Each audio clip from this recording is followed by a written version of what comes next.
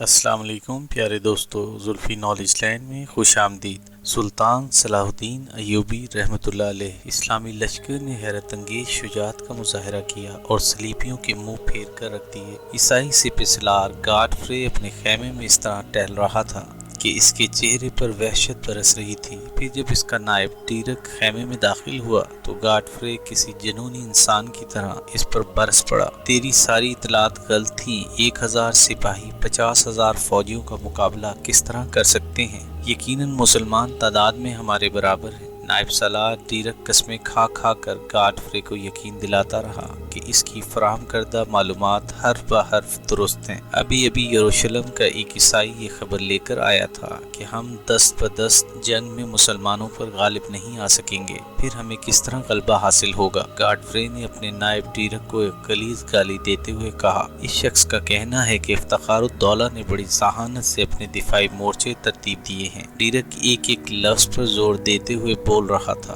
اس شخص کی رائے کے مطابق اگر شہر کی فصیل پر شدید سنگ باری کی جائے اور فصیل کے انہدام کے بعد پورا عیسائی لشکر شہر میں داخل ہو کر بیک وقت مسلمانوں پر حملہ آور ہو تو صلیبیوں کو فتح حاصل ہو سکتی ہے۔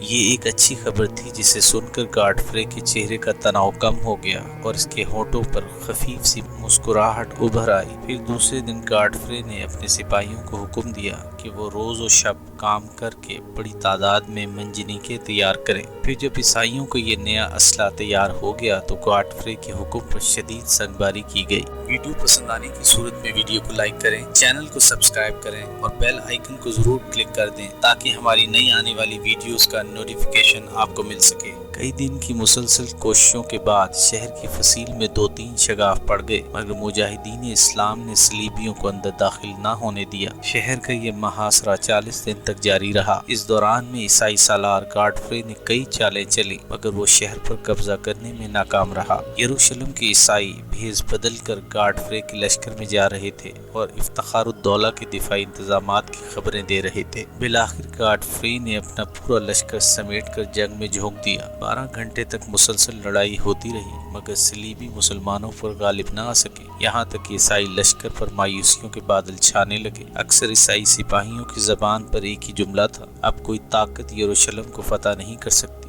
اپنے سپاہیوں کی دل شکستگی کا یہ منظر دیکھ کر گاڈفرے بدحواس ہو گیا اور پھر اس نے فوج کے ساتھ آنے والے پادریوں کو اپنے خیمے میں طلب کر کے مشورے شروع کر دیے۔ تمام پادری کچھ دیر تک سر جوڑے بیٹھے رہے، پھر انہوں نے اتفاق رائے کے ساتھ پرانا حربہ استعمال کیا۔ فوری طور پر ایک عیسائی سپاہی کو راہبوں جیسا لباس پہنایا گیا، پھر اسے کچھ ہدایات اور تلوار دے کر جبل زیتون مشہور پہاڑ پر بھیج دیا گیا۔ منصوبہ مکمل ہو جانے کے بعد سالار گاڈفرے پادریوں کے ساتھ اپنے خیمے سے باہر نکلا اور زیتون کی پہاڑی کی طرف دیکھنے لگا جہاں راہبوں کا لباس پہنے ہوئے ایک سپاہی کھڑا تھا جو بار بار اپنی تلوار ہوا میں لہرا رہا تھا۔ منصوبے کے مطابق گاڈفرے نے اپنے تمام سپاہیوں کو ایک جگہ کر لیا، پھر جبل زیتون کی طرف اشارہ کرتے ہوئے ایک پادری سے پوچھا، مقدس پیشوا یہ کون شخص ہے؟ پادریوں نے بھی مصنوعی حیرت کے ساتھ یہ منظر دیکھا۔ پھر ایک راہب انتہائی خوشی کے لہجے میں پوری طاقت سے چیخا، یہ سینٹ جارج ہیں جو صلیبیوں کی مدد کو آئے ہیں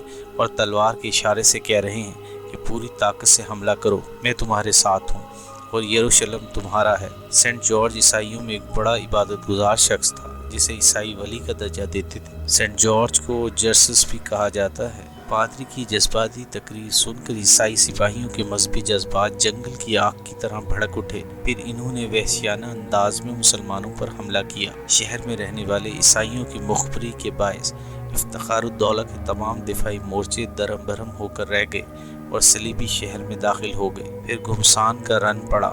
اہل ایمان اتنی بے جگری سے لڑے کہ شجاعت کی نئی تاریخ رقم کر دی، مگر وہ 50,000 سپاہیوں کے نرغے میں اس طرح گھر گئے تھے کہ ایک ایک کر کے تمام مجاہدین اسلام شہید ہو گئے۔ پھر جب یہ خون کا سیلاب تھم گیا تو افتخار الدولہ کی تلاش شروع ہوئی۔ وہ مرد شہید عیسائی سپاہیوں کو اس حالت میں ملا کہ اس کا پورا جسم زخموں سے چھلنی تھا، مگر شہادت کے بعد بھی افتخار الدولہ کے ہاتھ میں تلوار تھی اور ہونٹوں پر ایک آسودہ مسکراہٹ۔ علامہ اقبال نے اپنے فارسی شعر میں مرد مومن کی تصویر کشی اس طرح کی ہے، نشان مرد مومن باز گویم جو مرگ آمد تبسم پر لب اوست۔ میں تجھے دوبارہ مرد مومن کا نشان بناتا ہوں کہ جب موت آتی ہے تو اس کے ہونٹوں پر تبسم ہوتا ہے۔ مجاہدین اسلام کی شہادت کے بعد سپاہیانہ جنگ ختم ہو گئی تھی، مگر عیسائی سالار گاڈفرے نے بے دست و پا مسلمان شہریوں کے خلاف دوسری جنگ شروع کر دی تھی، ایک ایسی جنگ کہ تاریخ عالم میں شاید ہی اس کی کوئی دوسری مثال ملتی ہو۔ گاڈفرے نے افتخار الدولہ کی لاش کو اپنے گھوڑوں کی ٹاپوں سے رون ڈالا، پھر صلیبی لشکر درندوں کی طرح شہری آبادی پر ٹوٹ پڑا۔ 70,000 مسلمان قتل کیے گئے، مقتولین میں کچھ یہودی بھی شامل تھے۔ نہ بوڑھوں کو امان ملی، نہ عورتیں اور بچے محفوظ رہے۔ پورا شہر ماتم کدہ بنا ہوا تھا اور مقدس سرزمین کا گوشہ گوشہ مقتل میں تبدیل ہو گیا تھا۔ قتل و غارت کا یہ منظر بیان کرتے وقت قاضی ابن ارسون کی آنکھوں سے آنسو جاری تھے اور شدت غم سے ان کی آواز لرز رہی تھی۔ سلطان نور الدین زنگی رحمۃ اللہ علیہ بھی آپ دیدہ ہو گئے تھے۔ کم و بیش تمام درباریوں کی یہی کیفیت تھی، مگر کچھ درباری ایسے بھی تھے جن کے چہروں پر نفرت و غضب کی تیز آگ روشن تھی۔ اگر ان کا بس چلتا تو وہ گاڈفرے کا انتقام جولسن ثانی سے لیتے اور سر دربار اس کے جسم کو ٹکڑوں میں تبدیل کر کے اپنے سینوں میں بھڑکتی ہوئی آگ کو ٹھنڈا کر۔ قاضی ابن ارسون نے بڑی مشکل سے اپنے اعصاب پر قابو پایا اور سلطان نور الدین زنگی کو مخاطب کرتے ہوئے بولے، سلطان محترم، میں اس واقعے کا آخری منظر بیان کر دوں تاکہ اہل ایمان عبرت حاصل کریں اور اس خونی داستان کو ہمیشہ اپنے ذہنوں میں محفوظ رکھیں۔ صلیبی لشکر کی وحشت و صفاقی کا یہ عالم تھا کہ یروشلم کی تمام عبادت گاہوں اور گلی کوچوں میں مسلمانوں کی لاشوں کے انبار لگ گئے تھے۔ مسجد اقصی جہاں سے میرے آقا حضور اکرم صلی اللہ علیہ وسلم نے سفر معراج شروع کی تھی، اس کے صحن میں اہل ایمان کا اتنا خون جمع تھا کہ اس خون میں عیسائی شہ سواروں کے گھوڑوں کی لگامیں ڈوب گئی تھی۔ حضرت عیسیٰ علیہ السلام کے مزار مبارک کے سوا بیت المقدس میں ایسا کوئی گوشہ موجود نہیں تھا جو مسلمانوں کے خون سے تر نہ ہو۔ اس قتل و غارت کے بعد مسجد عمر رضی اللہ تعالیٰ عنہ کو جی بھر کے لوٹا گیا۔ اس کا سارا قیمتی آرائشی سامان 6 بڑی بڑی گاڑیوں میں بھر کر لے جایا گیا۔ یہ کہہ کر قاضی ابن ارسون نے جولسن ثانی کی طرف اشارہ کیا، یہ شخص جو آج آپ کے سامنے زنجیریں پہنے کھڑا ہے اور اسلام کی شان میں قصیدے پڑھ کر اپنی زندگی کی بھیک مانگ رہا ہے، اسی خوں آشام گاڈفرے کا پرجوش ہم نوا اور معتقد خاص ہے۔ یہ کہہ کر قاضی ابن ارسون اپنی نشست پر بیٹھ گئے۔ سلطان نور الدین زنگی رحمۃ اللہ علیہ نے صلیبیوں کے مظالم کی لرزہ خیز تاریخ سن کر جولسن ثانی کی قسمت کا فیصلہ کر دیا۔ تھوڑی ہی دیر بعد ایک دراز قد جلاد اپنے ہاتھ میں لوہے کی ایک تپتی ہوئی سرخ سلاخ لے کر داخل ہوا۔ کئی سپاہیوں نے مضبوطی سے جولسن ثانی کے دونوں بازو پکڑے اور پھر جلاد نے اس کی آنکھوں میں سرخ سلاخ پھیر دی۔ چند لمحوں تک جولسن ثانی کی دردناک چیخوں سے پورا دربار گونجتا رہا، پھر بے ہوش ہو کر فرش پر گر پڑا۔ اس کے بعد اسے حلب کے قید خانے میں ڈال دیا گیا، جہاں وہ دیواروں سے سر ٹکرا کر اپنی بد نصیبی کا ماتم کرتا رہتا تھا۔ اس وقت حاضرین دربار میں 10 سالہ یوسف صلاح الدین بھی شامل تھا۔ اس نے اپنے استاد قاضی ابن ارسون کی زبانی صلیبی جنگوں اور عیسائیوں کے مظالم کی تاریخ پوری توجہ کے ساتھ سنی تھی۔ یوسف صلاح الدین بڑی پابندی کے ساتھ قاضی ابن ارسون کے درس میں شریک ہوتا تھا، نتیجتاً اس کا شوق مطالعہ بڑھتا ہی جا رہا تھا۔ باپ نجم الدین ایوب اور چچا اسد الدین شیر کو اسے بار بار ٹوکتے تھے، تم اول و آخر ایک مجاہد خاندان کے فرزند ہو، پھر یہ کیسی عجیب بات ہے کہ تمہیں شمشیر و سنا اور شہ سواری سے کوئی رغبت نہیں، آخر تمہیں ان کتابوں میں کیا نظر آتا ہے؟ یوسف صلاح الدین بڑے ادب کے ساتھ جواب دیتا، کتابیں میری دوست ہیں، میدان جنگ سے مجھے وحشت ہوتی ہے اور کتب خانے کے ایک گوشے میں سکون ملتا ہے۔ بیٹے کا جواب سن کر باپ کو شدید مایوسی ہوئی اور نجم الدین ایوب نے انتہائی تلخ لہجے میں یوسف صلاح الدین کو مخاطب کرتے ہوئے کہا، اس کا مطلب ہے کہ تم فطرتاً ایک بزدل بچے ہو۔ نہیں بابا محترم، یوسف صلاح الدین کا لہجہ انتہائی مؤدبانہ تھا، مگر اس سے استقامت اور خود اعتمادی جھلک رہی تھی۔ مجھے موت سے ڈر نہیں لگتا، مگر میں انسانی خون بہتا ہوا نہیں دیکھ سکتا۔ یوسف صلاح الدین کی یہ امن پسندانہ روش دیکھ کر نجم الدین ایوب اور اسد الدین شیرکو کی توجہ اس کی طرف سے کم ہو گئی۔ پھر وہ دونوں یوسف کے بڑے بھائی توران شاہ کو فوجی تربیت دینے لگے۔ نجم الدین ایوب اور اسد الدین شیرکو کا خیال تھا کہ یوسف کی شکل میں ان کا ایک بازو کمزور ہو گیا ہے۔ وقت اپنی مقررہ رفتار سے گزرتا رہا، یہاں تک کہ یوسف صلاح الدین 16 سال کا ہو گیا۔ اس کے خد و خال دلکش تھے، مگر جسم میں سپاہیانہ جھلک نظر نہیں آتی تھی۔ مذہبی تعلیم کے ساتھ یوسف صلاح الدین کو شعر و شاعری سے بھی بہت زیادہ دلچسپی تھی، اس لیے اس کا طرز گفتگو نرم و شیریں اور بڑی حد تک شاعرانہ تھا۔ وہ مناظروں کی مجلسوں میں بڑے ذوق و شوق کے ساتھ شریک ہوتا اور علماء کی منطقی بحث سن کر لطف حاصل کرتا۔ پھر ایک دن عجیب واقعہ پیش آیا جس نے یوسف صلاح الدین کی تمام عادتوں کو یکسر بدل دیا۔ ایک دن یوسف اپنے استاد گرامی قاضی ابن ارسون کی خدمت میں حاضر تھا کہ سلطان نور الدین زنگی قاضی صاحب سے ملنے ان کی درسگاہ تشریف لائے۔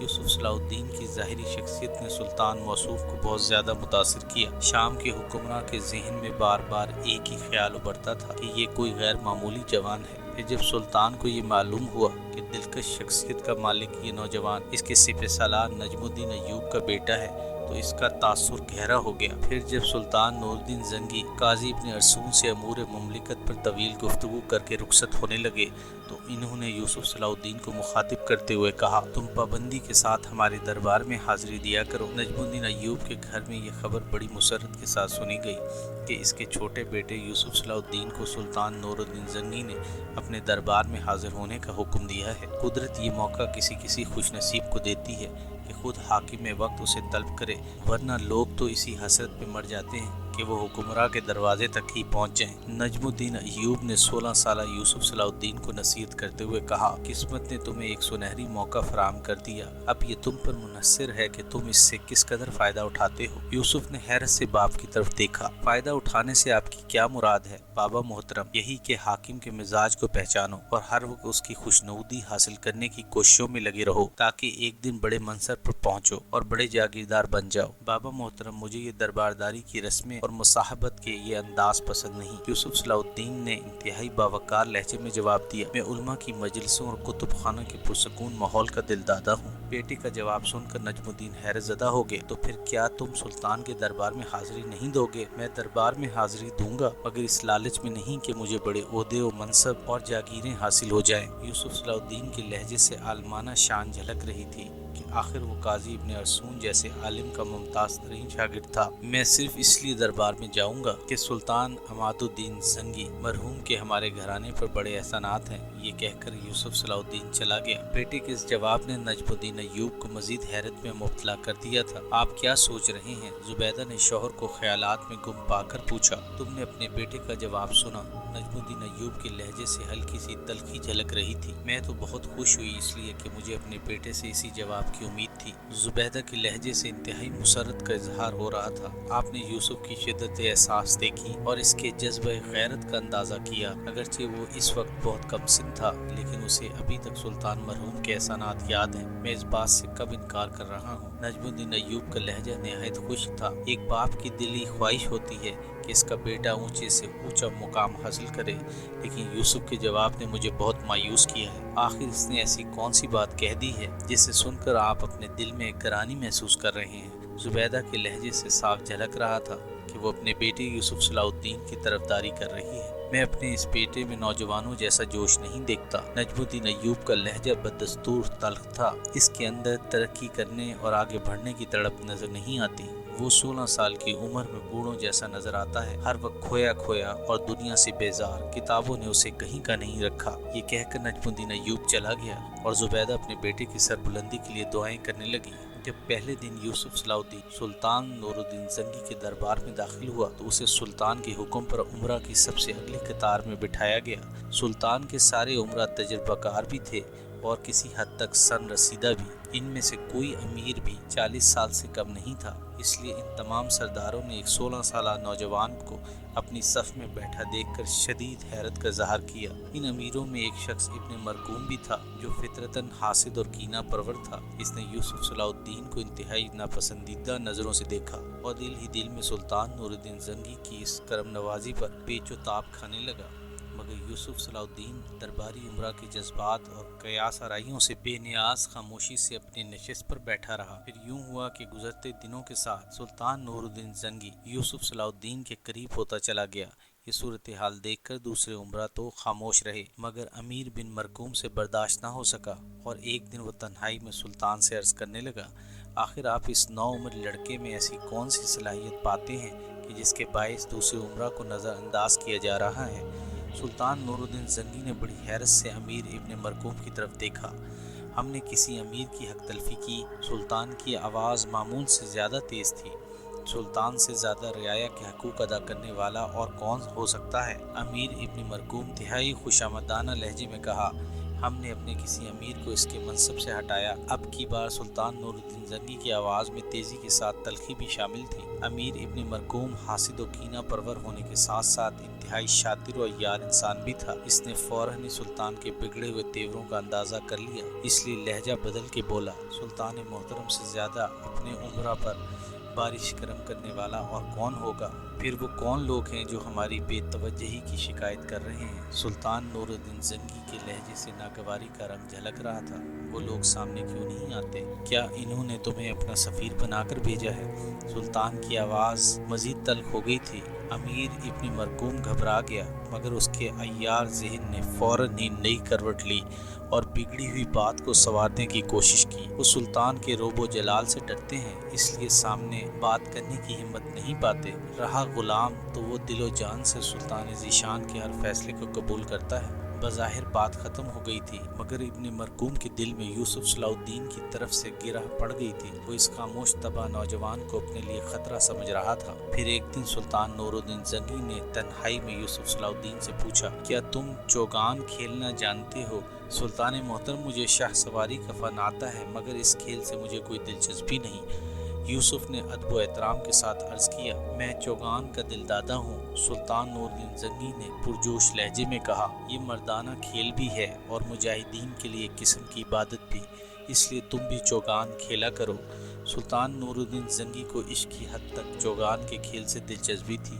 ان کی اسی دلچسپی کو دیکھ کر ایک دن کسی بزرگ نے انہیں بھرے دربار میں ٹوکتے ہوئے کہا تھا، کسی مسلمان حاکم کو یہ زیب نہیں دیتا کہ وہ ایک فضول کام میں اپنا قیمتی وقت برباد کرے۔ سلطان نور الدین زنگی نے بڑے صبر و تحمل کے ساتھ بزرگ کے اس سوال کو سنا اور پھر نہایت نرم و شیریں لہجے میں جواب دیتے ہوئے کہا، اللہ شاہد ہے کہ میں اس کھیل کو دل لگی کے واسطے نہیں کھیلتا۔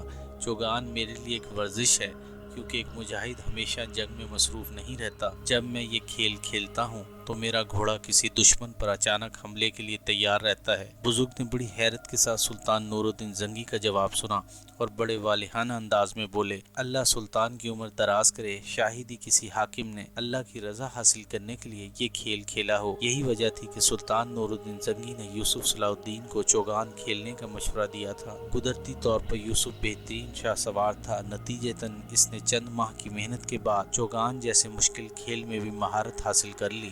پھر ایک دن سلطان نے اپنے تمام امیروں کو میدان میں جمع کر کے حکم دیا، تم لوگ اپنے اپنے فن کا مظاہرہ کرو اور ایک دوسرے پر سبقت لے جانے کی کوشش کرو۔ بس یوں سمجھ لو کہ آج تمہارے فن سپہ گری کا امتحان ہے۔ سلطان نور الدین زنگی نے ایک خاص حکمت عملی اختیار کرتے ہوئے اپنے عمرہ کے دلوں کو جوش اور ولولہ سے بھر دیا تھا۔ ایپیسوڈ 8 اختتام پذیر ہوئی۔